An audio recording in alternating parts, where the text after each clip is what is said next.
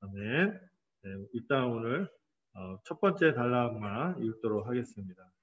우리가 계속해서 창세기를 통해서 하나님 나라가 어떻게 펼쳐지는지 살펴보고 있습니다.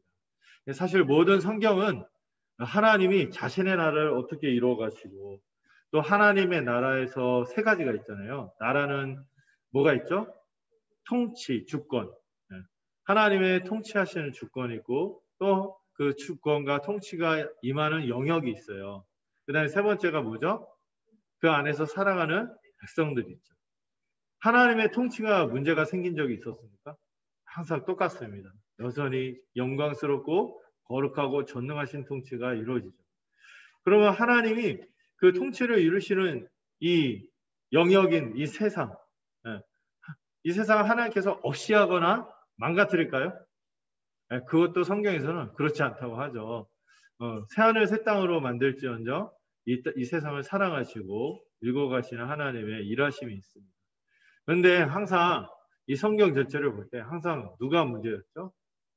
항상 백성들이 문제였어요. 아담서부터 백성들이 문제였는데 이 아담서부터 하나님의 백성으로 삼은 이들이 이 죄로 인해서 망가졌지만 어떻게나 하나님께서 자신의 나라를 이루어가기 위해서 그 백성들을 어루만지시고 회복하시고 그렇게 해서 하나님 나라를 이루어가시는 것이 창세기부터 요한계시록 전체의 이야기라고 할 수 있겠죠. 그런 관점에서 그 큰 흐름 있죠. 그런 큰 흐름에서 우리가 성경을 봐야지 우리가 이상한 얘기들을 하지 않을 수 있죠. 그리고 이런 시각으로 성경을 이해하고 신앙생활을 해야지 우리가 복되게 살 수 있고 요즘에 기독교가 참 욕을 먹잖아요. 이런 하나님이 주시려고 하는 세상, 그 안에서 그 하나님의 백성이 어떻게 살아야 하는가. 또 그 일을 이루기 위해서 하나님은 어떻게까지 대가를 치르시고 어떻게까지 은혜를 베푸셨는가. 이거를 깊이 알 때 우리가 하나님의 백성, 십자가 복음의 은혜를 아는 자로서 살 수 있다고 생각해요. 이 얘기를 제가 문득 설교 초두에 해야겠다는 생각이 들었어요. 요즘처럼 참 기독교가 뭐 매체나 이렇게 보면은 댓글 보면 참 심상치 않습니다. 또 어제 또 언론에 또 뭐가 나와서 하여튼 요즘은 전 그 눈과 귀를 닫고 싶어요. 그냥 내가 살아가고 있는 이 복된 사람들과 함께 이제 이 교회가 뭔지만 알고 싶다. 교회 우리가 누구인지를 더 깊이 묵상하면 좋겠다 이런 생각이 들기도 합니다. 자, 그러나 성경을 보면은 사실 우리가 참 이렇게 원래는 하나님 은혜가 아니었으면 별거 아닌 인생들이라는 것을 알게 하죠. 특히 이 야곱의 가족 이야기를 살펴볼 때, 이 사람들의 수준을 보면은 참 이렇게 형편없지 않습니까? 그 중에 요셉도 좀 괜찮은 듯하지만 요셉도 하나님의 은혜가 아니었으면은 이런 역할을 못했겠죠. 요셉이 이제 감옥에서 잊혀졌다가 이제 2년이 지났습니다. 바로가 꿈을 꿨어요. 근데 그 꿈의 의미를 알 수 없어서 번민했습니다. 그 거대한 대제국 이집트에서도 아무도 그 꿈을 해석할 수가 없었지만 때마침 술 맡은 간원정이 비로소 요셉을 기억해서 꿈의 해석자로 추천하죠. 요셉은 참 이 2년의 기간 동안에도 낙심하지 않았던 것 같습니다. 코란데오의 믿음을 간직하고 역시 하나님께 영광을 돌리면서 오직 아무도 해석 못하는 하나님이 이뤄가시는 경륜을 보여준 이 바로의 꿈을 해석할 수 있는 것은 하나님밖에 없다. 이렇게 하면서 이 귀한 고백을 하면서 이 7년의 풍년에 이어 7년의 대기근이 닥칠 것을 예고해 주죠. 기근을 예고할 뿐만 아니라 이것을 어떻게 대비할지 이 방책도 하나님이 주신 지혜로 이 명철, 성령이 충만하여 그 방책도 알려주자 이 모습을 보고 바로가 홀딱 반했죠. 그리고 요셉을 1인자가 아니니 1인자는 바로고 1인지 그 있죠. 1인지하 만인지상 2인자 총리로 세우게 됩니다. 요셉은 그런 가운데서도 성실하게 주의 그 구원자로서의 사명을 감당하기 위해서 애썼고요. 또 그 와중에 아들을 낳죠. 므낫세와 에브라임이라는 자녀를 낳고 두 아들의 이름을 통해서 하나님께 여전히 그 여전한 그 코람자의 믿음을 고백합니다. 하나님께서 내 모든 과거를 상처를 잊어버리고 딛고 일어나게 하셨다. 그리고 에브라임이라는 이름을 통해서 두 배의 열매, 이렇게 수고하는 가운데서 하나님께서 이 결실을 하게 해주셨다. 번성하게 해주셨다. 이러면서 감사하는 신앙을 고백했습니다. 예, 요셉은 이 총리로서 부귀영화 누리는 걸로 우리가 생각하지 말고 총리로서 어떤 일을 감당했는가. 선한 영향력이라고 하죠. 네, 구원자로서 하나님이 택한 구원자로서 온 세상의 기근으로 어려움을 당할 때 요셉이 이를 미리 대비함으로 하나님에 의해서 그 일들을 감당할 수 있게 되고 온 세상의 많은 이들이 요셉에게 양식을 얻으러 오는 장면으로 살펴봤습니다. 이거하고 그리스도하고 많이 연결이 된다고 말씀도 또 드렸죠. 오늘 보면은 이 첫 달락 우리가 본문을 읽었지 않습니까? 전체 주제는 하나님께서 꿈을 이루시면서 요셉의 꿈을 실제화시키는 거예요. 성취시키면서 그러면서 그 단지 꿈만 이루는 것이 아니라 실제 되는 것이 아니라 그 꿈의 의미가 뭐였어요? 제가 주제를 정했죠. 뭐를 회복하시는 거예요? 이스라엘 집, 야곱의 가문, 야곱 가족을 다뤄가시는 이 꿈을 단지 이루실 뿐만 아니라 하나님의 꿈을 이루는 가운데 이 망가진 사람들을 하나님께서 어떻게 회복시켜 주시는 정말 깨질 대로 깨진 가정인데 그 가정을 어떻게 회복하시는가를 보여주고 있습니다. 먼저 이 1절에서 22절은 우리가 읽었던 본문이죠. 여호와께서 꿈처럼 형들이 요셉에게 절하게 하는 그 장면을 보여주고 있어요. 자, 먼저 1절에서 5절을 보면 야곱이 이 기근에서 벗어나기 위해서 이 가나안에도 극심한 기간이 임한 거죠. 그래서 여기서 벗어나도록 아들들에게 애굽으로 거기 양식이 있다고 하니까 좀 가서 구해와라 하고 보냅니다. 그래서 10명의 형제가 애굽으로 가지만 베냐민은 이 특이한 게 이제 같이 안 보내죠. 왜 안 보내죠? 네. 지금 야곱이 여러 아내가 있었지만 부러워할 게 하나도 없죠. 얼마나 고단했습니까? 그 여러 아내 중에서 특별히 정말 진심으로 결혼하고 싶고 유일한 아내로 정말 처음에 생각했던 아내가 누구죠? 라헬이었죠.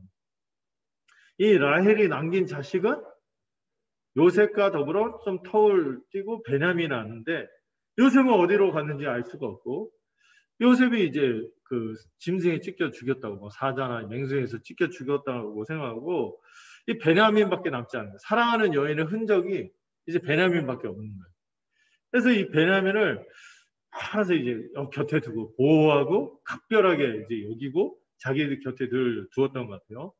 그래서 이 온 가족이 살기 위해서 이 기근에 양식을 구하는 일에 다른 아들들은 보내도 10명의 아들들은 보내도 이 베냐민을 보내지 않았던 것 같습니다.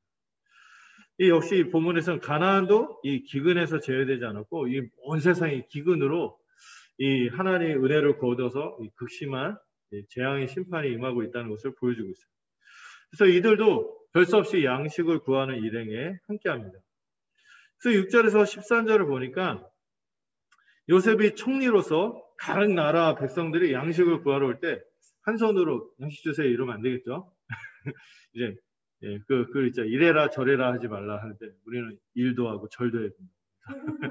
그래서 그런 얘기 있듯이 이제 뭐 받으러 왔으니까 막 구심구심해서 절을 하면서 양식을 제발 좀 달라고 이렇게 천하만국의 사람들이 요셉에게 요셉을 이제 두려워하면서 이제 그를 이제 경의를 표하는 모습이 나옵니다.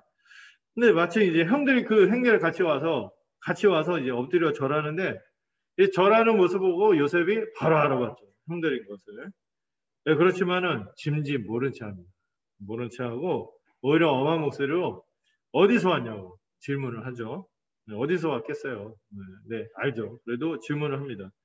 이제 곡물을 사러 가나안에서 왔습니다 하고 얘기하는데 요셉은 단박에 알아봤지만 형들은 꿈에도 이 이집트의 총리가 요셉이라고는 전혀 생각을 못하죠. 요셉은 이 장면을 이 형들이 자기에게 절하는 장면을 보면서 만감이 교차했을 거예요. 갑자기 20년 전으로 돌아가고 충격과 공포에 빠지고 살려달라고 절규했던 그 순간. 노예로 팔려간 후에 막막하고 끔찍하고 이 고통스러웠던 그 시절. 이 모든 것이 형들의 얼굴을 보는 순간 확 주마등처럼 확 올라오는 거 있죠. 다 떠올랐어요. 요셉은 형들을 알아볼 수밖에 없죠. 그 어떻게 그 얼굴들 있겠습니까? 네. 또 형들은 요셉이 죽었다고 생각한 데다가 이렇게 이집트의 총리의 모습으로, 이집트 여러분들 그 영화 같은 데 보면 싹 그 연도하지, 그 사람들 수염 안 기르거든요. 싹 하고 머리도 밀기도 하고 딱 그렇게 그 아이라인 쫙 하고 있으니까 알 수가 없죠. 예. 그래서 막 전혀 그 외모나 복장 때문에 이 요셉이 앞에 있는 줄은 전혀 생각도 못했겠죠. 근데 중요한 것은 9절입니다. 9절을 보시면은 요셉이 그들의 절을 받으면서 뭐가 생각났다고요? 이전에 꾸었던 꿈이 생각났다고 기록하고 있어요. 요셉이 꾼 꿈이 무엇인지 기억하십니까? 첫 번째 꿈 기억하시죠? 형들의 곡식단이 일어나더니 나의 곡식단에게 절을 하더이다 했는데 그 꿈대로 형들이 곡식단의 꿈이었잖아요. 그 곡식을 구하기 위해서 자기에게 절을 하는 장면이 딱 이루어진 거예요. 그 꿈이 생각이 난 거예요. 지금 여러분 이 요셉의 형들 얼굴 볼 때 여러분 쉬웠을까요? 여러분 어떻게 그랬잖아요. 그 어려운 사람들 같이 밥 먹을 때 얹힐 것 같고 힘들고 얼굴 보기 힘들죠. 거기다가 형들인데 자기를 죽이려고 하려다가 진짜 죽을 뻔한 거죠. 그 막 부르짖고 살려달라고 외면하고 그 옆에서 태연하게 밥 먹고 있고 뭐 이런 형들 아닙니까? 얼마나 그렇겠어요. 그런데 여러 감정이 이렇겠지만 요셉은 지금 뭘 깨달은 거예요? 지금 이 상황이 우연이 아니라 하나님의 철저한 섭리 아래서 이루어진 일이라는 것을 깨달은 거예요. 너무 놀랍기도 하고 소름도 끼쳤을 거예요. 쫙 소름도 끼치고 한편에서 하나님에 대한 경외하는 마음도 들었고, 야 하나님 내가 예상하고 내가 감정적으로 포착하려고 하고 내가 뭔가 생각을 담아낼 수 없는 그런 분인 것을 깨닫게 됐겠죠. 얼마나 두렵기도 하고 그랬겠어요. 그러나 요셉은 그거를 알았지만 그 꿈을 생각하고 어떻게 반응합니까? 바로 형들에게 아는 척하지 않죠. 갑자기 요셉답지 않게 다짜고짜 이 사람들을 몰아붙입니다. 너희들은 이집트의 틈을 엿보려온 청탄꾼이구나! 하면서 막 몰아붙입니다.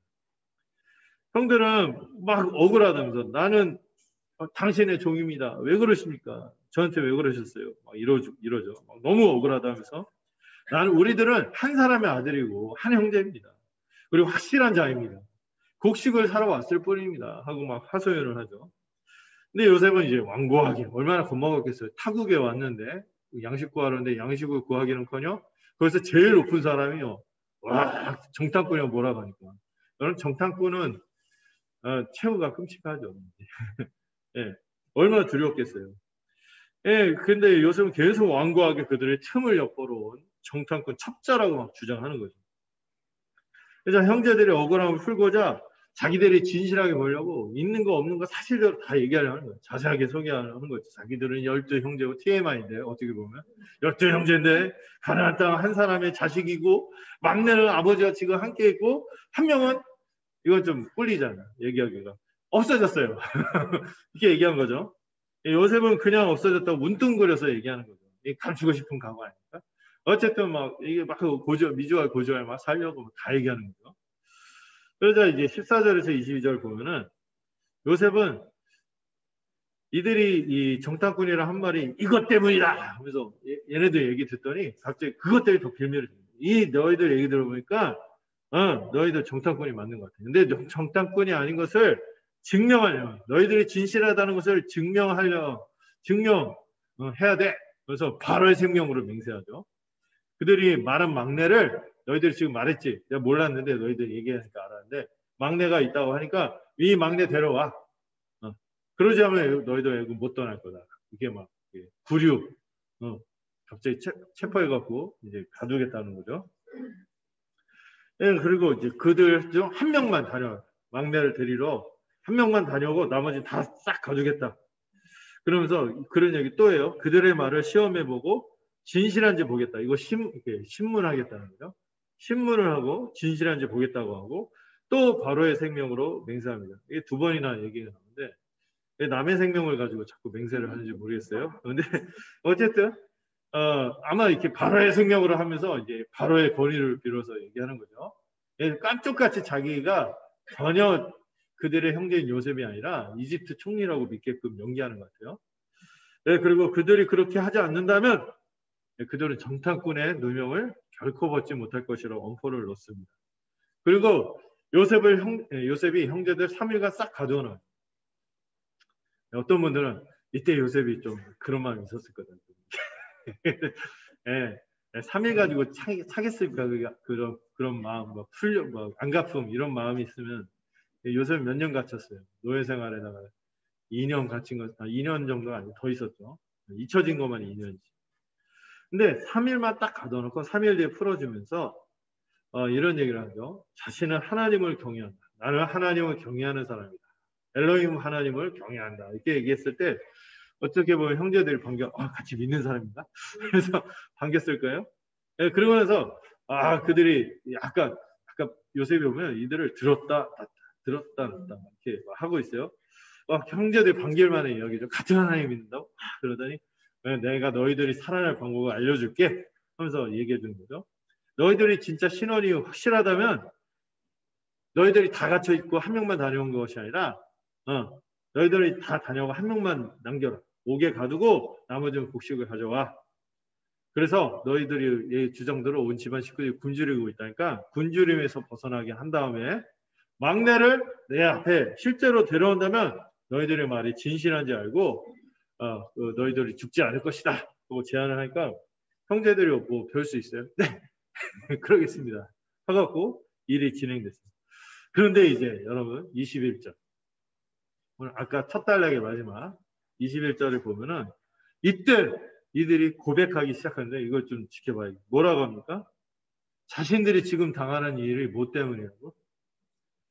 20여 년 전 아우에게 행한 일로 말미암아 그 일이 범죄였고 그 일 때문에 자기가 이 일들을 당한 거 잘못을 고백하기 시작합니다.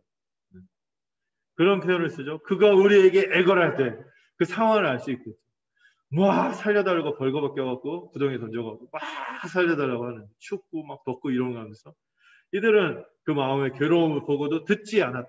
다 알고 고통받는 거 보면서 쌤통이다 생각하고 막 그래서 그랬겠죠. 그러다 이 사람들은 잔인한 게 그 당시 뭐까지 했다고? 옆에서 태연이 그 비명 소리를 들어서 밥을 먹었어요. 그래서 그 일 때문에 괴로움이 자신들에게 그대로 닥쳤다고 후회하는 장면이 나오고 있습니다. 그러니 장남이 루벤 이분은 항상 나서거든요. 나서서 얘기하죠. 그러니까 내가 너희에게 요셉에게 죄를 짓지 말라고 그렇게 말하지 않았냐. 루벤이 이미 권위를 상실했잖아요. 약간 불미스러운 일이 많았죠. 근데 너희가 듣지 않아서 이제 요셉의 핏값을 치르게 되었다고 한탄합니다. 자, 이 첫 번째 단락을 좀 정리해 보면요. 요셉은 이제 오랜만에 형들을 만났는데 형들에게 바로 아는 체 하지 않습니다. 그들을 정탐꾼으로 몰아붙이죠. 근데 여러분 이 전체 이야기를 보면은 요셉이 이때 이제 분풀이 하는 게 아니에요. 안갚음하려는 것이 아니라 아니면은 남처럼 그 애들 말로 쌩깐다고 냉정하게 대하고 골탕 먹이려는 것이 아니에요. 이미 요셉은 앞에 자식들의 이름을 어떻게 지었죠? 므낫세. 과거를 다 잊었다. 상처를 내가 딛고 일어나게 하셨다. 그리고 하나님께서 번성하게 하셨다. 이런 감사의 고백이 있는 사람이죠. 이렇게 고백한 사람이기 때문에 보복한다고 보기는 어려워요. 보복이었다면요. 여러분 보복이었다면 어떤 게 더 통쾌할까요? 자기를 밝히고 형들을 바로 해코지했겠죠. 그게 통쾌하지 않겠어요? 내가 누군지 알아! 네. 네. 내가 요셉이다! 하면서 너희들! 작두를 내려라! 뭐 그랬잖아요. 예전에 포청처럼. 막 그랬을 텐데. 근데 그러지 않아요. 요셉은 형제들이 자신에게 절을 하는 것을 보고 어떻게 합니까? 또 여러 만감이 교차했겠지만 뭐를 생각했어요? 그 하나님이 주셨던 그 꿈을 생각했어요. 그리고 이 모든 게 하나님의 섭리였음을 깨달았어요. 여러 가지 원한이나 이런 미움, 이런 감정이 잊었다고 해도 잊혀지겠어요? 근데 뭐를 통해서 이길 수 있었어요? 하나님이 주신 꿈으로 이 상황을 잘 대처하기 시작합니다. 요셉은 자신의 고난당했던 모든 과정이 하나님의 뜻인 걸 알았습니다. 그리고 개인적인 안갚음을 하려고 하지 않고요. 지금 그러면 여기서 요셉이 형들을 왜 정탐꾼으로 계속 몰아붙이냐, 이런 것에 의도가 있다는 거예요. 그들이 행한 잘못이 무엇인지 스스로 돌아보게끔 하는 일종의 미러링이라고 하죠. 미러링. 자기 자신을 돌아보도록 하는 거라고 하는 거죠. 이 형들이 어떻게 했어요? 아무 잘못 없는 자신을 죽이려고 하고 노예로 팔았을 때 얼마나 요셉이 억울했겠어요. 그 억울한 감정이 무엇인지 알려준 거죠. 그리고 또 하나, 그 정탐꾼을 몰면서 막 억울했을 거예요. 자기가 억울했던 것처럼 그들이 어떤 감정이었는지를 잠깐 알려주는 거죠. 그리고 나서 또 뭐예요? 막내를 데려오라고 요구하는 것도 의도가 있어요. 뭐예요? 혹여나 이 형들이 얼마나 잔인무도한 사람들입니까? 대표적으로 시므온, 레위, 한 마을을 몰살시킨 사람들. 이런 사람들이니까 걱정이 되는 거죠. 누가? 베냐민.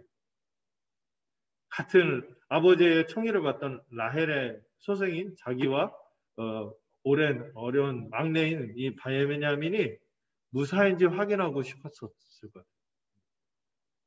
그러니까 베냐민을 자신처럼 해하지는 않았는지 무사한지 알아보려고 데려와라 이렇게 얘기하는 거죠. 요셉은 거기 소식을 알았겠어요? 모르죠. 모르니까 이렇게 한 거죠. 이 요셉의 의도대로 형제들은 이 상황에서 자신들이 한 잘못을 바로 떠오릅니다. 전에 자기 잘못인지 알았겠어요?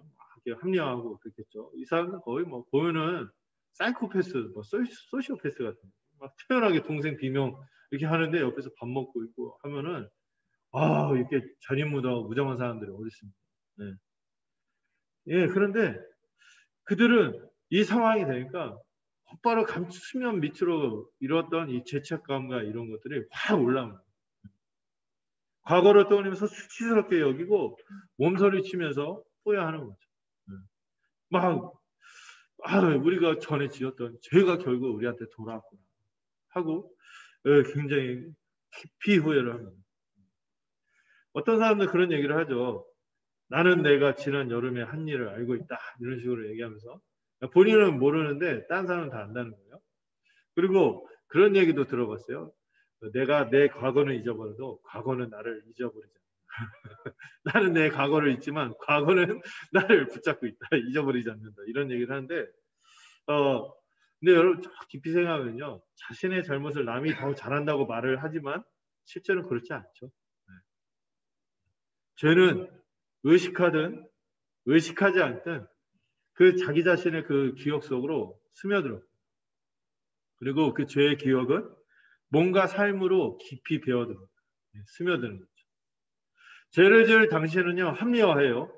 무감각하고 내가 그럴 만했어. 그러면서 양심이 무뎌지지만 여러분 이 죄들은 어떻게 됩니까? 상처를 자신에게 은연중에 깊이 남깁니다. 그리고 그 상처를 본인에게도 깊이 새길 뿐만 아니라 남들에게도 그 흉터를 흉하게 드러내 보이게 되고 불행하게 만들게 되는 것이 죄인 것이죠. 그리고 이 죄의 족쇄는 그의 마음과 삶을 계속 은연중에 짓누르게 되어 있는 것입니다. 항상 뭔가 불안함이 있겠죠. 마음 깊이 죄의 값을 치르고 말 것이라는 생각에 두려움에 사로잡히고 죄의 기억들이 점점 많아져서 막 무감각해진다고 할지라도 그 상황이 닥치면 어떻게 돼요? 어떤 상황이 닥칠 때마다 이 죄가 떠오르고 죄의 기억이 떠오르고 그것이 아프게 부메랑처럼 자기에게 돌아오는 것을 느끼게 됩니다. 이 요셉의 형제들의 모습이 그것을 보여주고 있습니다. 자, 우리가 본문을 좀 더 살펴보겠습니다. 22절부터 43장 15절까지 쭉 한번 같이 읽어볼까요? 자, 먼저 읽겠습니다. 그들 사이에 총역을 세웠으므로 그들은 요셉이 듣는 줄을 알지 못하였더라.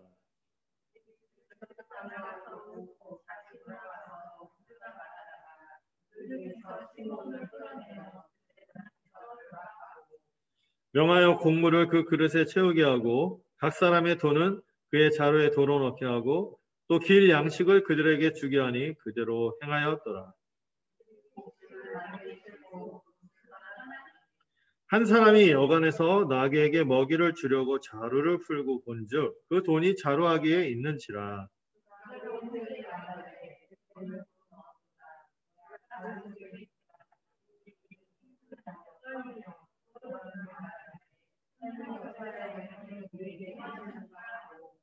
그들이 가나안 땅에 돌아와 그들의 아버지 야곱에게 이르되 그들이 당한 일을 자세히 알리어 아뢰되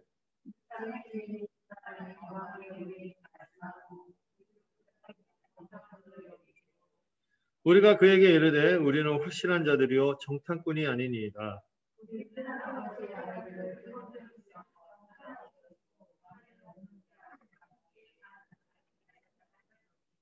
그 땅의 주인은 그 사람이 우리에게 이르되 내가 이같이 하여 너희가 확실한 자들임을 알리니 너희 형제 중에 하나를 내게 두고 양식을 가지고 가서 너희 집안에 굶주림을 구하고 너희 막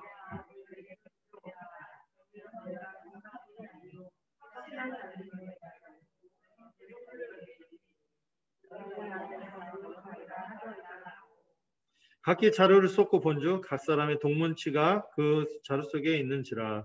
그들과 그들의 아버지가 돈뭉치를 보고 다 두려워하더니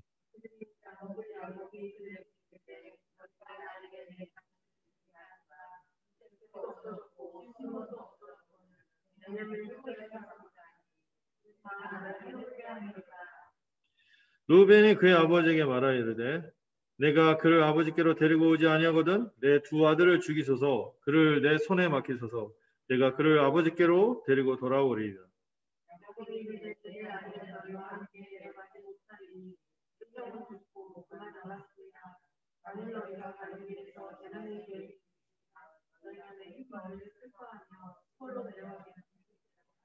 그 땅에 기근이 심하고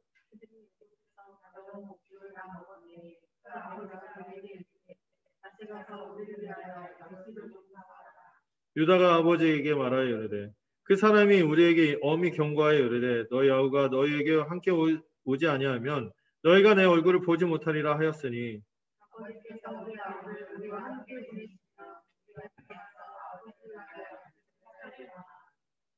아버지께서 만일 그를 보내지 아니하시며 우리는 내려가지 아니하리니 그 사람이 우리에게 말하기를 너희 아우가 너희와 함께 오지 아니하면 너희가 내 얼굴을 보지 못하리라 하였음이니이다.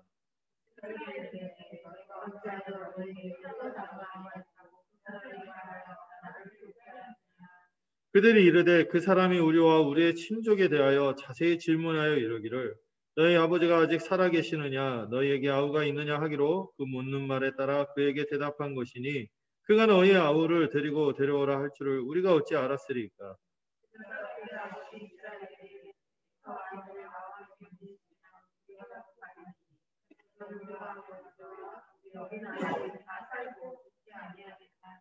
내가 그를 위하여 담보가 되오리니 아버지께서 내 손에서 그를 찾으소서. 내가 만일 그를 아버지께 데려다가 아버지 앞에 두지 아니하면 내가 영원히 죄를 지리이다.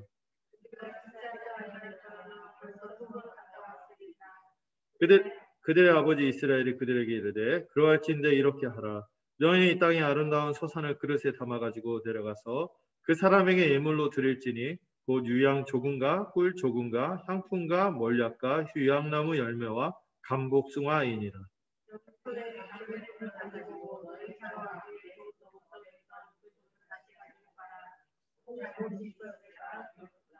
내 아우도 데리고 떠나 다시 그 사람에게로 가라.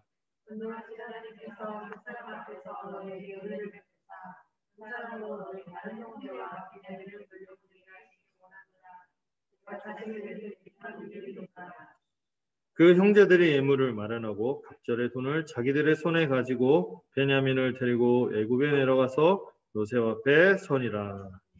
네? 자 이렇게 막 후회하는 장면을 봤습니다. 이 형제들이. 그리고 요셉이 그 형들이 자기들끼리 얘기하는데 히브리어로 말하니까 절대 이 이집트 사람이 요셉이 알아들었을 거라고 생각 못했던 것 같아요. 거기다가 중간에 뭐가 있었어요? 통역이 있으니까. 통역이 있으니까 알아듣는 줄 꿈에도 못 들었는데 요셉이 이 얘기를 그대로 들은 거예요. 왜 요새 이 얘기를 듣자마자 어떻게 합니까? 잠시 자리를 비우는 척하고 몰래 나가서 한참을 웁니다. 이 형들의 후회하는 소리를 들으니까 또 르우벤의 한탄하는 이야기를 들으니까 이 과거의 이 감정이요. 금방 이게 되는 게 아니거든요. 그때 이게 해소가 안 되면 안 되는데 이게 다 올라온 거예요. 추스릴 수 없이 막 웁니다. 그리고 다시 진정하고 나와서 다시 그들과 대화하다가 시몬을 갑자기 냈다 끌어내는 거예요. 끌어내고 포승줄로 묶어서 감옥에 가둡니다. 네, 아마 요셉의 대화를 듣고 그때 상황을 좀 더 객관적으로 알게 된 거죠. 딱 들어보니까 누구는 좀 죄가 없어요? 르우벤은 그래도 말리를 했구나. 장남으로서 좀 뭔가 좀 하려고 했구나 깨달았고, 그럼 누가 책임져요? 둘째가 누구예요? 시몬. 이제 장남은 이제 주범이 아니고 시몬이 주범이 된 거죠. 그리고 그 상황에서 제일 살벌하게 했던 형제 중에 하나가 시몬이었던 것 같아요.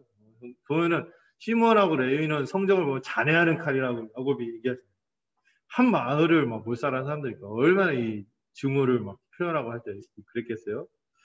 그래서 이 시몬이 주범인 걸 알았고, 그를 일단 가둬놓습니다. 그리고 남은 형들의 통에 몰래 곡식을 채우고, 거래를 한 거죠. 통을 채우고 몰래 돈자루 갖고 있는 다시 돈을 넣어줘요. 그리고 보낼 때 그냥 안 보내고 길양식이라고 하는데 이게 뭐죠? 도시락. 가면서 계속 먹고 기진하지 않도록 양식까지 따로 챙겨서 가난으로 보냅니다. 그들이 얼마 먼 길이니까 가다가 숙소에서 쉬는데 한 형제가 나귀에게 먹이를 주려고 자루를 풀었는데 돈이 그대로 있는 거예요. 깜짝 놀라죠. 그래서 내 돈이 그대로 있다고 다른 형들을 말하니까 두려움에 사로잡혀서 중요한 얘기를 28절에서 하죠. 서로 쳐다보면서 하나님이 어찌하여 우리 이런 일을 우리에게 하시는가? 굉장히 중요한 질문을 해요. 그리고 이 질문에 뒤에서 답이 나옵니다. 어쨌든 이들은 지금 상황이 어떻게 흘러가는지 이해하지 못하고 있어요. 그러나 하나님이 지금 무엇인가 일을 하고 있는 거예요. 섭리하고 있다는 것을 은연중에 고백합니다. 자, 29절부터 보면은 이 9명의 형제들이 가나안 땅에 있는 야곱에게 와서 그동안 있었던 일을 자세하게 이제 보고합니다.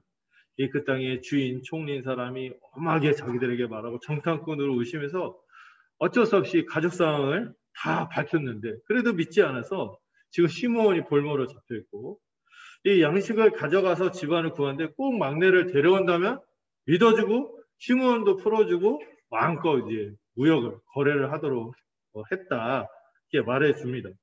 그리고 비로소 이제 각각 자료를 쏟았더니 몰랐어요. 처음에 한 명만 까보니까 있었던 건데 모든 사람이 자료를 쏟아냈더니 뭐가 그대로 있어? 그들이 가져갔던 돈이 다 그대로 있는 거예요. 그래서 이 집안 모든 사람들이 두려움에 빠졌습니다. 특히 이 야곱은 이제 형제들을 탓하죠. 이 자식들을 이제 너희들은 어떻게 같이 어울리면 누가 한 명씩 죽어나가냐, 뭐 탈이 나냐. 요셉도 없어졌고 시므온도 없어졌는데 이제는 제일 이뻐하는 속으로 말했겠죠. 베냐민도 뺏어가려고 하느냐 하면서 슬퍼합니다. 근데 여기 보면은요, 야곱이 좀 아이콘 아닙니까? 편애하는 사람인데, 약간 바뀐 것 같아요. 이 상실한 자녀를 얘기할 때, 전에 같았으면 요셉만 얘기했을 텐데, 베냐 이렇게 하는데, 시므온도 역시 부족한 자식이죠. 이 시므온도 같이 언급하고 있어요. 그러자 이제 르우벤 항상 이분은 나서는데 이제 헛방 실속 없는 분인데 두 아들의 목숨을 갑자기 담보로 해갖고 자기가 베냐민을 데리고 오겠다고. 아니 그 두 아들은 억울하죠. 갑자기 아버지가 네. 하려면 자기 목숨 왜 우리 이렇게 두 아들의 목숨을 담보로 베냐민을 데리고 갔다 오겠다고. 근데 이게 르우벤 제안은 굉장히 극단적이잖아요. 어떻게 자기보다 더 소중한 아들 둘을 이렇게 바치겠다고 얘기를 합니까? 이걸로는 야곱을 설득하기에는 효과가 없었던 것 같아요. 역시 르우벤의 시도는 헛방이 되었어요. 자기 자식도 아끼지 않는 경솔한 사람이 어떻게 베냐민을 믿고 맡기겠어요? 자기 자식도 이렇게 경솔하게 이렇게 하는 사람인데. 그러자 이제 야곱이 베냐민을 내 아들이라고 하면서 더 애착을 보입니다. 라헬의 아들인 형 요셉이 죽고 이제 유일한 소생은 베냐민밖에 없어요. 이제 사랑하는 아내를 떠올리게 하는 자식은 베냐민밖에 없어요. 혹시라도 탈이 생기면은 너희들은 이 백발이 성상한 아버지를 멀쩡하게 백발이 성상하게 살아있는 이 노구의 아버지를 슬퍼하면서 이제 이 수월 옛날 음부 무덤이라고 하죠. 이 음부로 내려가는 아버지 죽이 작정이야 너희들 하면서 데리고 와죠. 이미 요셉을 잃은 야곱으로서는 이 베냐민을 혹시 보내다가 일을 당한다는 건 상상도 못할 지금 감당 못할 일인 거죠. 이제 43장으로 넘어갑니다. 그러나 이제 기근이 7년이었잖아요. 지금 한 중간쯤 된 것 같아요. 점점 이제 감당할 수 없을 만큼 심해지고 이미 애굽에서 가져왔던 곡식은 다 먹어버렸어요. 그래서 야곱이 참 이렇게 명구스럽지만 민망하지만 양식 좀 사와라 하고 얘기합니다. 그러니까 이제 아들 중에서 제일 리더십 있는 게 넷째 유다인 것 같아요. 유다가 탁 나서서 아버지에게 말하죠. 애굽 총리가 분명히 말했습니다. 막내를 데려오지 못하면은 결코 자기 얼굴을 보지 못한다고 했으니 엄하게 말했으니까 막내를 함께 보내줘야만 양식을 사줄 수 있어요. 안 그러면 우리는 가봐야 소용없고. 그러니까 이스라엘이 아들 야곱이죠. 이 이스라엘인 야곱이 아들들을 원망하는 괜히 다른 동생 더 있다고 해갖고 왜 이렇게 사단을 만드냐, 나를 왜 이렇게 힘들게 만드냐. 그러니까 다른 형제들이 막 변명을 하는 거죠. 함께 총리가 이 총리가 자기들에게 자세히 가족관계 물어보는데 특히 아버지의 생존과 다른 형제가 더 있는지 물어보는데 아무 대답할 수 있겠냐. 그래서 막 막내를 데려가라고 할 줄은 전혀 생각도 못했다. 이렇게 해명을 합니다. 근데 유다가 역시 약간 리더십을 갖고 있는 아들답게 딱 나서서 얘기합니다. 베냐민을 자기와 함께 보낸다면 곧 가겠다고. 그러면 형제들과 아버지들뿐만 아니라 우리의 어린 자식들까지도 다 살고 죽지 않을 것이다. 그리고 중요한 얘기를 하는데 이 일을 위해서 자신이 담보가 되겠다. 내가 담보가 되겠다. 아버지께 무사히 데려오겠다고 말하면서 만약에 그렇지 않으면 영원히 죗값을 내가 지겠다. 내가 치르겠다. 하고 책임감 있게 솔선수범하는 모습으로 야곱을 설득합니다.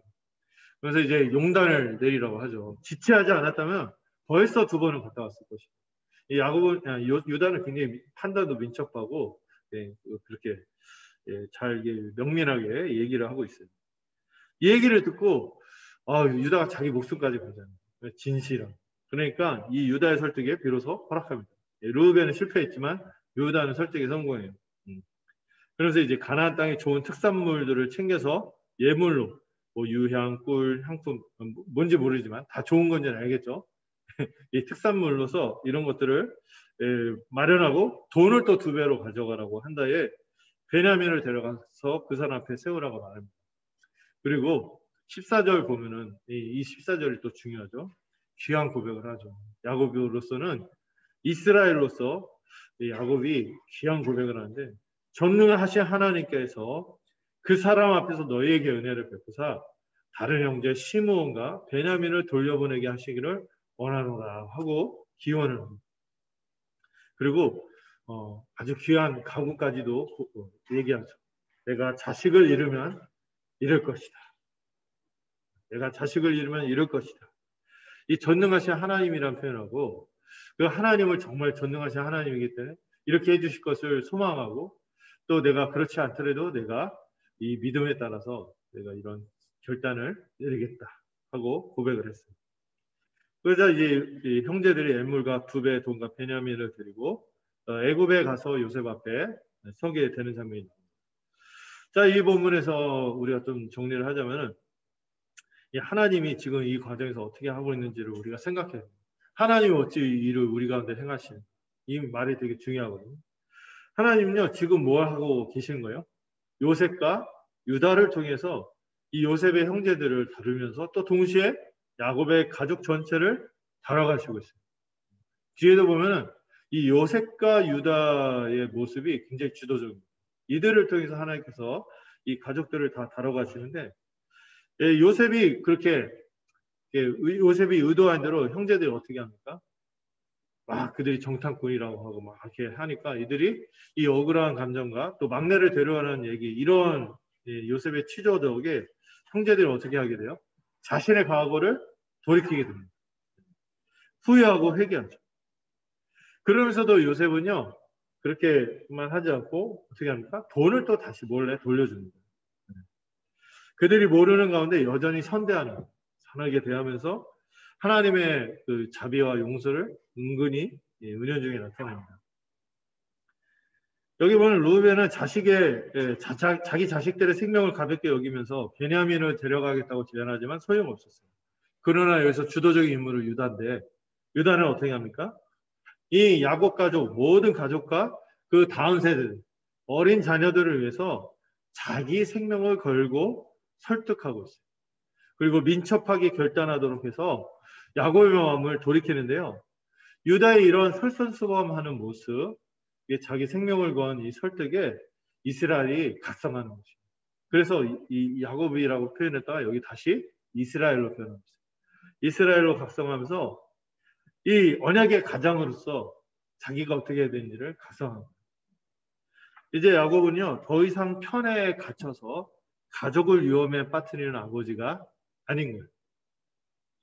전능하신 하나님을 의지하는 자, 14절의 고백처럼 전능하신 하나님을 의지하는 자로서 가족들을 살리기 위해서 용단을 내고, 자기가 애착하는 그 베냐민도 이렇게 되면 이럴 것이다.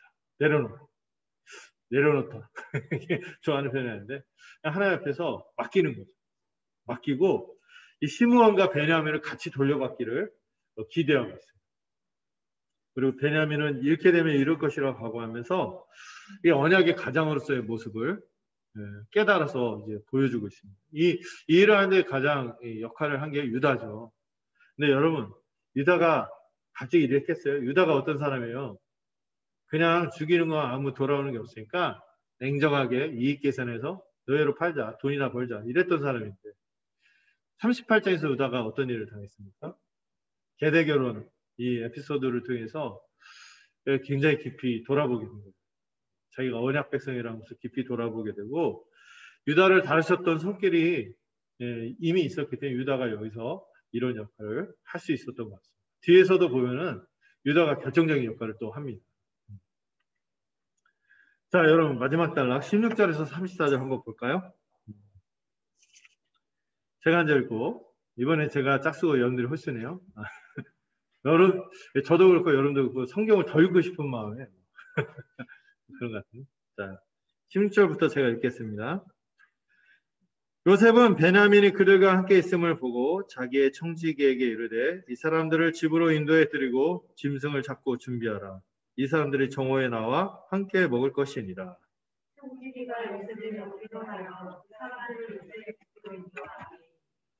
그 사람들이 요셉의 집으로 인도되매 두려워하여 이르되 전번에 우리 자루에 들어있던 돈의 일로 우리가 끌려드는도다.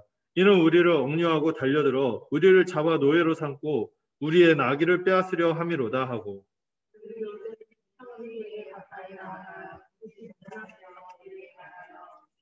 이르되 내 주여 우리가 전번에 내려와서 양식을 사가지고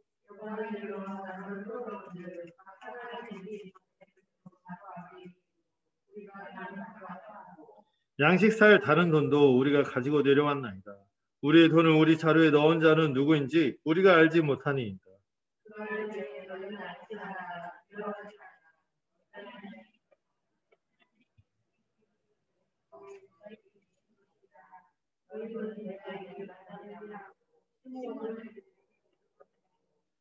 그를 요셉의 집으로 인도하고 물을 주어 발을 씻게 하며 그들의 나귀에게 먹이를 주더라.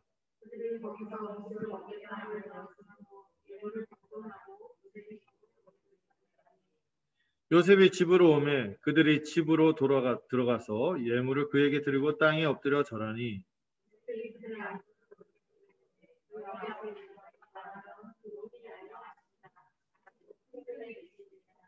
그들이 대답하되 주의 종 우리 아버지가 평안하고 지금까지 생존하였나이다 하고 머리 숙여 절하더라.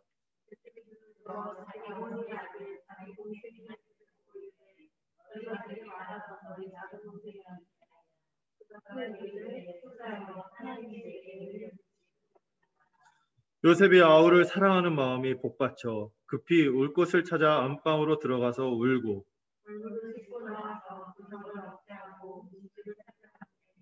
그들이 요셉에게 따로 차리고 그 형제들에게 따로 차리고 그와 함께 먹는 애굽 사람에게도 따로 차리니 애굽 사람은 히브리 사람과 같이 먹으면 부정을 입음이었더라.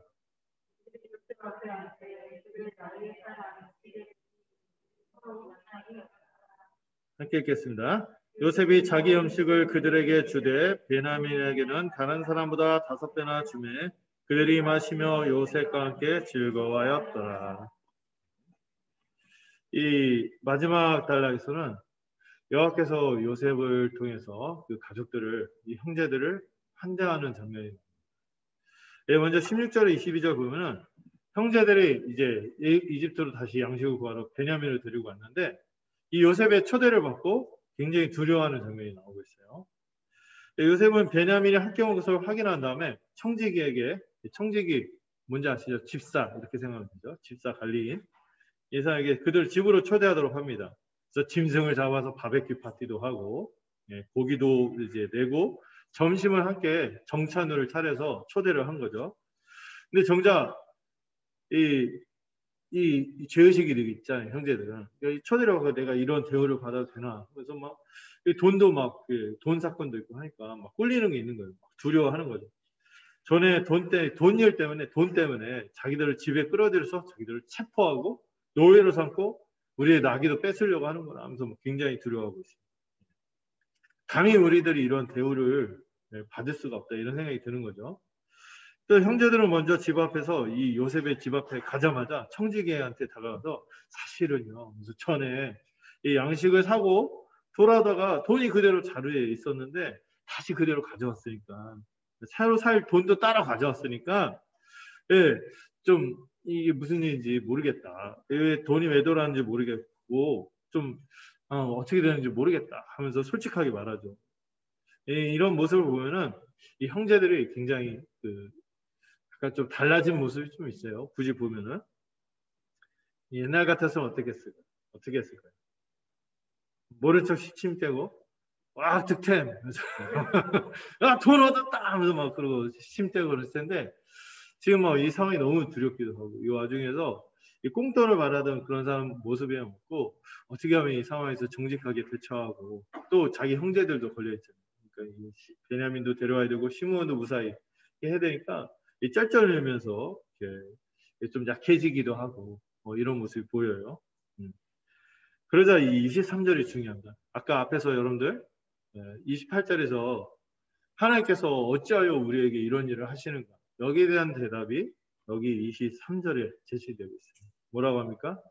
안심하고 두려워하지 마라. 너희의 하나님, 너희 아버지의 하나님. 너희 아버지의 하나님 누구죠? 야곱의 하나님, 아브라함의 하나님, 이삭의 하나님. 그 언약을 맺으신 하나님이 너희를 선대하시고 재물을 자루에 넣어서 너에게 주신 것이야. 이방인의 입술에서 이런 이야기가 나옵니다. 아마 요셉이 주변 사람들한테 이제 하나님에서 얘기하고 했겠죠. 어쨌든 이 청지기가 이 경건한 말로 그들을 위로합니다. 앞에서 있었던 말에 대한 대답이 여기서 이루어집니다. 어찌 이 일이 이루어지는가? 사실 이런 대우를 받을 자격이 이 사람들은 없죠. 그런데 하나님께서 어쨌든 그들을 이해하지 못하지만 그들을 다뤄가시고 선대하시고 그들을 이끌어 가시기 때문에 안심하고 두려워하지 않아도 되는 것이죠. 그래서 그들의 돈은 이미 자신이 다 받았다고 하면서 그리고 갇혔던 시므온을 풀어서 이제 비로소 그들에게 데려옵니다. 얼마나 세월이 흘렀을까요? 시므온이 좀 불쌍하기도 해요. 그런데 그러나 약간 거기에 대해서 이제 징계가 좀 있는 거죠. 그들에게 데려왔습니다. 이제 요셉이 이 형제들을 집에서 이제 극진하게 대접을 하는데요. 바시슬 물도 주고요. 이제 낙의 먹이를 주는 장면이 나오는데 이게 우리식으로 말하면 여러분 이게 바시슬 물을 내준다면 굉장히 극진하게 대접하는 거거든요. 마사지 서비스, 예, 마사지 서비스를 해주고 거기다가 그 차 끌고 갔는데 만땅으로 채워주는 주유 서비스까지 해주는 거죠. 굉장히 극진한 대접을 해주는 거예요. 그래서 점심 식사를 기다리면서 이 형제들이 이 총리 높은 분이니까 예물을 드리려고 예물을 싹 가지런하게 이제 각 잡고 정돈하고 약속 시간이 오기를 기다리는 거예요. 주빈이 와야 되냐? 주빈이 아니죠? 주인이 딱 와야 되니까. 이 요셉이 딱 오자마자 도착하셨습니다. 그러니까 딱 형들이 사열하고 절을 합니다. 그래서 요셉이 이렇게 안부를 물으면서 갑자기 태도가 바뀌었어요. 온화하게 너희의 그 연세 많은 아버지가 안녕하시냐 하고 생전은 하시느냐 하고 물어보니까 그래서 그들으면서 이제 절하면서 보시면서 평안하시고 생전에 계십니다. 이렇게 하다가 그렇게 인사 주고받는 와중에 요셉의 눈길이 어디에 딱 멈췄어요. 누구? 베냐민에게 멈췄어요. 친엄마 라헬의 친동생. 라헬의 라헬 친동생이 아니죠? 족보를 이상해요. 라헬의 아들이자 자기의 친동생 베냐민에게 눈길이 머뭅니다. 그러면서 그 아이가 막내가 맞냐고 확인하고 이제 진심을 담아서 얘기하죠. 아이야, 하나님이 내게 은혜를 베풀어 주시기를 원한다. 그래서 이제 기원을 해줍니다. 근데 이렇게 말하는 순간 요셉이 확 올라온 거예요. 순간 동생을 사랑하는 마음이 복받쳐 오른 거예요. 급하게 안방으로 가서 한참을 우는 장면이 나오는데요. 여러분, 요셉이 지금 베냐민과 언제 헤어졌을까요? 제 형제들과 만난 게 적어도 한 20년. 아마도 베냐민이 유아일 때, 아마 유겸이만 할 때 헤어지지 않았을까요? 네. 네. 헤어졌고 라헬이 요셉을 낳고 한참 뒤에 베냐민을 낳다가 죽었거든요. 그리고 요셉도 요셉도 비교적 어린 나이였죠. 17세 노예로 팔려갔습니다. 동생을 17세 고1 때 잠깐 고2 때? 고1 때? 잠깐 얼굴 보고 거의 20년을 지난 거예요. 13년이 지나서 총리가 됐죠. 30살. 그리고 7년 풍년이 지났죠. 37. 그러다가 지금 기근이 진행 중인데 중간쯤 한다 하면은 적어도 20여 년이 훨씬 지난 거예요. 이제 라헬은 죽은 어머니와 연결할 수 있는 유일한 끈이 동생과 추억밖에 없는데 그 추억도 없는 거예요. 하나도 없이 세월이 지나 어느덧 청년으로 자란 동생을 마주 대하니 눈물이 안 날 수 있겠습니까? 제가 좋아하는 그 한시 중에 그런 게 있거든요. 아버지 보고 싶을 적에는 형님 얼굴을 보았다. 근데 형님이 떠나시고 나서는 내가 냇가로 나간다. 냇가에 비춰진 자기 얼굴 보면서 그 아버님을 생각하고 형님을 생각하고 한다는 거죠. 얼마나 슬펐겠어요. 그래서 그리움이 막 주체가 안 되는 거죠. 얼굴을 씻고 마음을 억제하고 이제 요셉이 음식을 차리라고 하면서 테이블을 세 개로 하는 것 같아요. 자기한테 따로 차리고 또 마주대하는 테이블에는 이제 형제들의 테이블을 따로 차리고 또 같이 있는 그 이집트 친한 사람들, 지인들 그 자리를 따로 세 군데로 차립니다. 왜냐하면 이집트 사람은 나중에는 반대로 역전되지만 유대인들 딴 사람하고 밥 먹으면 부정하다는데 이집트 사람의 종교적인 어떤 이유 때문에 이집트인들은 히브리 사람하고 같이 식사하면 안 되니까 테이블을 따로 둔 거예요. 그래서 이제 마지막 장면 보면 요셉과 마주대에서 그 형제들이 이제 테이블이 있는데 신기하게 거기에 보면은 여러분 우리 행사하면 여기다가 그 이름표 딱 놓죠. 이 지정서로 쫙 있는데 신기하게도 나이에 따라서 형제들을 딱 지정서로 탁탁탁탁 앉혀서 앉히는 거예요. 이상하죠? 물론 가족관계 했지만 누가 첫째고 둘째고 이런 거 어떻게 알아? 모르잖아요. 근데 딱 정확하게 하는 거예요.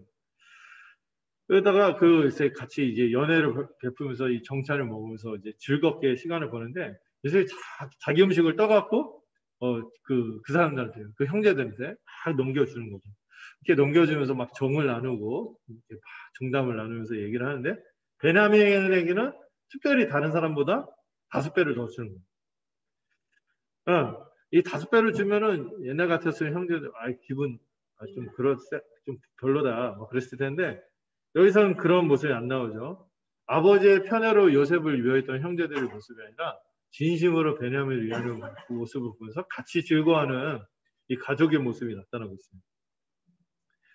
누군가 막내에게 5배를 더 챙겨줘도 이상하게 생각하거나 차별한다고 여기지 않고 그냥 마냥 기뻐하고 즐거워하는 형제들로 이 모습이 그려지고 있어요. 이들은 함께 마시며 잔치를 기쁘게 즐겼습니다. 여러분 어찌 보면요, 이 야곱 가족에서 가장 지금까지 있었던 장면 중에서 가장 기쁨과 평강이 넘치면서 잔치를 즐기는 장면이 여기서 이제 연출이 되고 있어요. 자, 오늘 본문에서 우리가 주목할 본문은요, 저는 그거라 생각해요. 28절. 묻되 형제들이 던졌던 질문. 하나님이 어찌하여 우리에게 이런 일을 행하시는가? 돈이 그대로 들어있는 것을 보니 요셉의 형제들의 질문이고 그들의 고백인데요. 하나님이 어찌하여 이런 일을 우리에게 행하셨는가? 하나님이 어떤 일을 행하시는지 모르겠지만 그들은 하나님 무엇인가 일하고 있다는 것을 은연중에 깨달았어요. 하나님은 이 모든 과정에서 뭐를 이뤄가고 계시죠? 요셉에게 주었던 그 꿈대로 곡식단의 꿈이 실제로 성취되어서 형제들이 기근의 위험에서 곡식을 구하고자 요셉에게 와서 경의를 표하는 장면이 이루어졌습니다. 여러분 그 요셉의 꿈 이야기를 자꾸 요셉이 총리된 이야기로 보는 분들이 많아요. 자꾸 출세 이야기로 보는데 요셉의 출세 이야기를 다루는 것이 아니죠. 하나님의 꿈은 뭡니까? 자기 백성을 그들은 알지 못하지만 이러한 하나님께서 예비하신 구원자들을 통해서 이 구원의 계획을 통해서 그 백성들을 구원하시고 복을 주시고 있다는 것을 보여주는 것이 그 꿈의 의미인 것이죠. 그 꿈의 의미를 그들은 알 수가 없었어요. 깨달을 수 없었어요. 그렇지만 신실하게 하나님이 그들을 대하시고 있다는 것을 본문에서 보여주고 있습니다. 28절의 질문, 하나님이 어찌하여 이런 일을 우리에게 행하시는가? 여기에 대한 대답이 뭐라고요? 오늘 본문이 그래서 긴 거예요. 여기에 대한 대답이 23절. 안심하고 두려워하지 마라. 너희 하나님, 너희 아버지의 하나님이 너에게 이렇게 선대하노라 하고 대답을 하는 것이죠. 그들은 요셉의 청지기, 그 이방인의 입술을 통하여 안심하고 두려워하지 말라는 이야기를 듣습니다. 그들의 하나님, 이스라엘의 하나님이 그들을 자격이 없음에도 그들에게 은혜를 베푸시고 있고 신실하게 언약을 지키신다는 이야기입니다. 하나님이 그렇게 신실하게 언약을 지키는 야곱의 가정의 실상이 어떻습니까? 아버지는 편애하고 형제들은 미워하고 갈등하고 죽이려고 하고 노예로 팔기까지 한 콩가루 집안이죠. 그러나 하나님은 요셉의 꿈을 이루시면서 동시에 이 망가진 가족을 구원만 하시는 것이 아니라 어떻게? 하나님의 백성답게 점점 변화시켜 가시는 거예요. 죄를 깨닫고 회개하게 하시고 그 과정에서도 여전히 선대하시고 또 이 과정에서 유다도 이 38장의 사건 여러 가지 하나님의 손길로 인하여 그가 자라서 가족을 살리기 위해서 역할을 감당하는 솔선수범하는 역할을 감당하는 자로 변화시키고 그래서 그 변화된 그가 희생하려고 하죠. 자기를 희생해서 가족을 구하고자 헌신하고 이 모습을 보고 야곱도 이스라엘로 각성하여 전능하신 하나님을 참으로 의지하는 자가 됐죠. 자기의 것, 여전히 자기가 애착하고 자기가 이렇게 하는 것들을 내려놓고 하나님께 그것을 맡기는 자가 된 것이죠. 베냐민이나 시므온이나 모든 아들들을 차별 없이 돌려받게 해달라고 기원하는 그런 아버지, 편애하던 아버지에서 언약가정의 모습으로 변화시킨 것입니다. 모든 가족을 기근에서 살리기 위해 그는 이제 애착을 버렸어요. 자녀를 하나님의 은혜에 그리고 그 전능하심에 맡긴 것입니다. 모든 형제들이 마지막 장면, 죄악된 과거를 떨치고 다 잊어버리고 함께 밥상을 둘러앉아 잔치를 즐기는 이 장면은요, 정말 멋진 장면이에요. 하나님의 백성으로서 하나님의 은혜를 베푸심으로 이 망가졌던 가정이 이렇게 같이 함께 잔치를 즐기며 화해하고 용서가 이루어진 나중에는 그게 더 분명하게 드러나는 거죠. 그러나 이 요셉은 이미 하나님의 은혜로 이들을 용서하고 환대하고 또 이들도 함께 그것을 즐거워하고 또 그 와중에서 5배를 더 받는 베냐민을 보고도 오히려 같이 그냥 마냥 순수하게 함께 기뻐하는 이 가족의 모습이 된 것입니다. 이 가정을 누가 이루시는 거예요? 하나님이 이루십니다. 본인들은 자세하게 그것이 어떻게 이루는지 모를 수 있어요. 그러나 하나님 어찌하여 이 일을 행하십니까? 그러나 우리는 아는 거죠. 요셉의 청지기의 고백처럼 안심하고 두려워하지 마.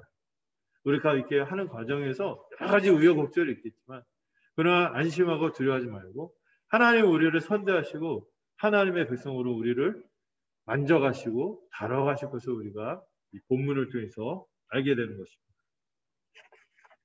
네, 여러분 모든 형제들이 과거를 떨치고 이 밥상을 둘러앉을 뿐만 아니라 또 누군가 잘 되면 함께 순수하게 기뻐, 누군가 어려우면 함께 슬퍼하는 가족이 된 거예요.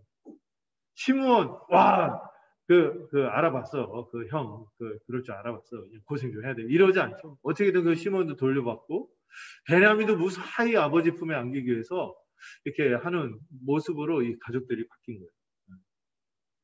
함께 기뻐하고 함께 슬퍼하는 가족으로 이 야곱의 가정의 이 과거의 모습을 보면은 상상할 수 없었던 그런 모습들이었죠.